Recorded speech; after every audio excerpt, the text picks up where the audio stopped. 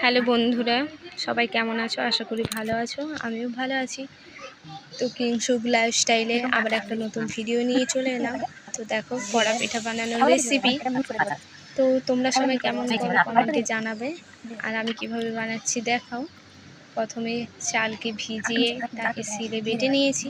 তারপর কি করেছি, চালটাকে ভালো করে গুঁড়ো করে শিলে, তোমরা মিক্সিতেও করতে পারো।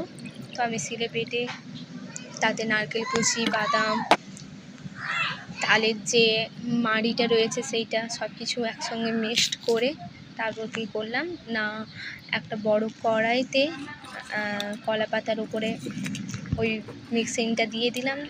তারপরে কী করছি, নিচে আগুন জ্বালিয়ে তার কলা পাতা দেওয়ার আগে কড়াইয়ের নিচে কী করলাম, জল দিলাম। দেওয়ার পর চাপা দিয়ে তার উপরে আগুন দিলাম। কিছুক্ষণ রেখে যখন দেখবি জিনিসটা শক্ত শক্ত হয়ে গেছে তো নামিয়ে নিবে। তো দেখো কত সুন্দর হয়েছে কড়া পিঠা। তো তোমরা কীভাবে বানাও জানাবে, আর আমারটা কেমন হলো তাও জানাবে কমেন্টে। দেখো এখানে কিংশুক বাবু খাচ্ছে কড়া পিঠা। তো কেমন হয়েছে তোমরা কমেন্টে বলবে। আজকে এতটাই ভিডিও, আবার কাল একটা নতুন ভিডিও নিয়ে আসবো। তো চলো, টাটা বন্ধুরা।